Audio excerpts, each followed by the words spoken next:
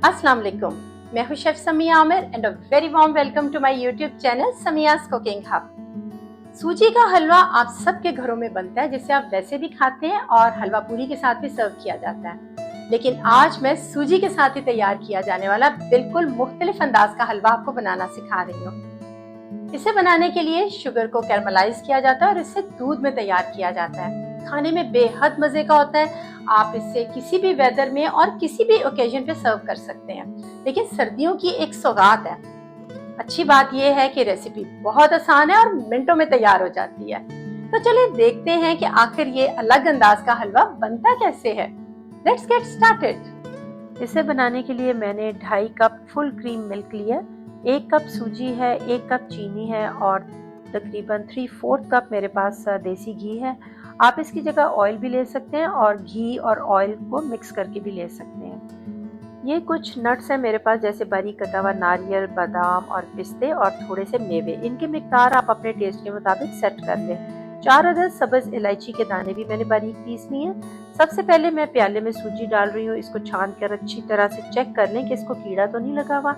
ये बारीक या मोटी जो भी मिले आप ले सकते हैं। फिर उसके बाद मैं इसके अंदर 2.5 कप दूध के डाल रही हूँ और उसके बाद मैं इसको एक बार अच्छी तरह से मिक्स कर दूंगी ताकि दूध और सूजी अच्छी तरह से मिक्स हो जाए। और अब हम इसको आधे घंटे के लिए साइड पर रख देंगे।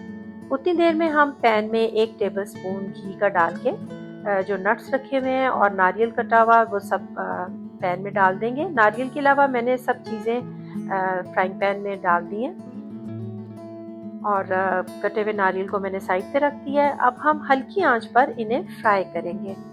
हमने इनका बहुत ज़्यादा कलर ब्राउन नहीं करना, बस इनको हल्का सा क्रिस्पी करना है। इससे इनकी खुशबू और जायका बहुत मज़े का हो जाएगा। 2 से 3 मिनट इन्हें हल्की आंच पर भून लेने के बाद इसमें मैं बारीक कटा हुआ नारियल डाल दूंगी और इसे सिर्फ 20 सेकंड के लिए मैं फ्राई करूंगी।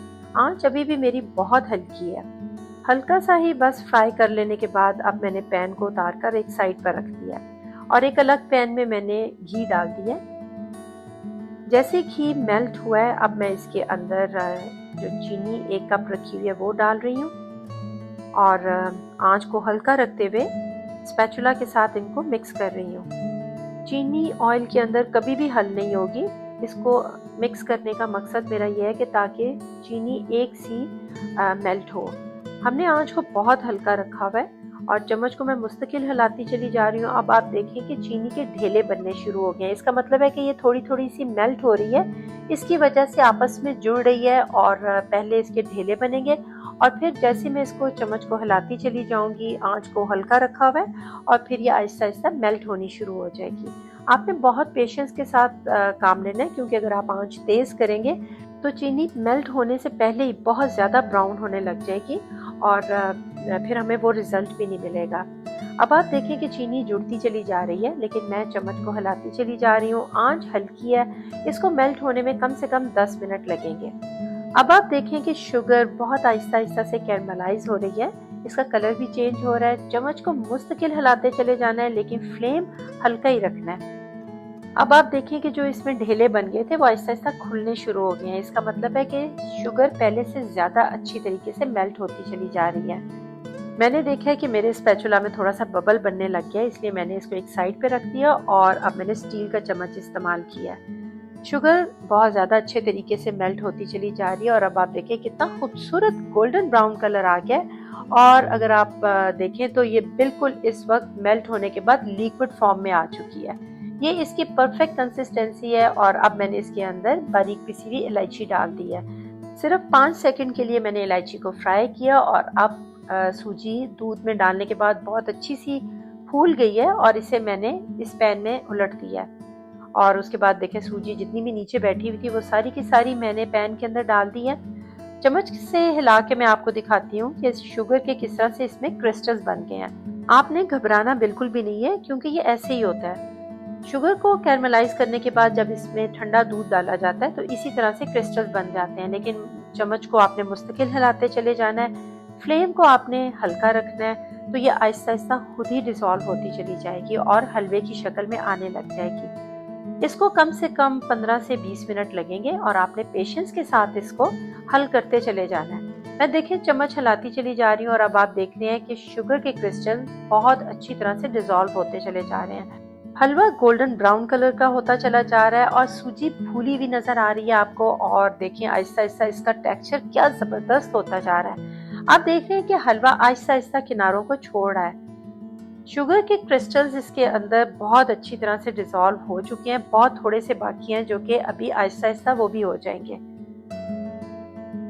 इसको देखिए इस तरह से स्पैचुला के साथ पलटते चले जाएं ताकि हलवा एक सा ब्राउन हो।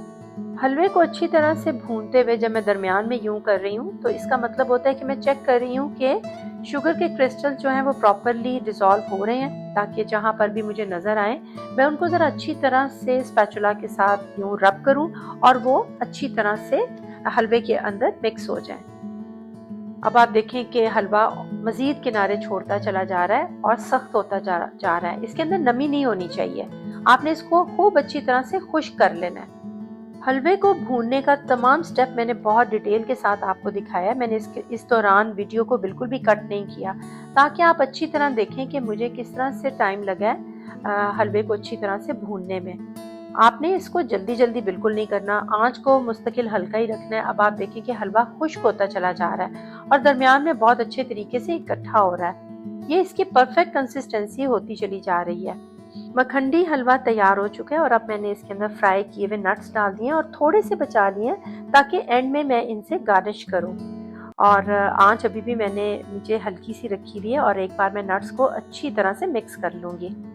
अब आप देखें कि हलवे की फाइनल लुक किस तरह से होनी चाहिए। ये दरमियान में बॉल की तरह इकट्ठा होता चला जाएगा। आंच से उतार लेने के बाद अब मैं गर्मा गर्म इसको सर्व करूंगी। मखंडी हलवा खुश्क होता है और इसमें नमी बिल्कुल नहीं होती। अगर आप इसे बनाकर फ्रिज में रख दें तो ये हफ्तों खराब नहीं होता। इसको बहुत अच्छे तरीके से हल्की आंच पर गर्म करें और ये बिल्कुल खाने में आपको फ्रेश लगेगा। डिश आउट करने के बाद इसके ऊपर थोड़े से नट्स लगा लें और फिर उसके बाद चांदी के वर्क से इसको और खूबसूरत बनाएं। तो आपने देखा कि कैसे मिनटों में इतना जबरदस्त हलवा तैयार हो गया और अब इसको टेस्ट करने का टाइम है।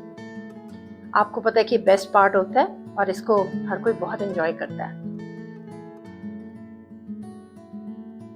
बहुत मजे का। अब आप इस रेसिपी को ट्राई करें और फीडबैक देना बिल्कुल ना भूलें। फिर मिलते हैं आपकी पसंद की किसी बहुत अच्छी सी नई रेसिपी के साथ। अल्लाह हाफिज।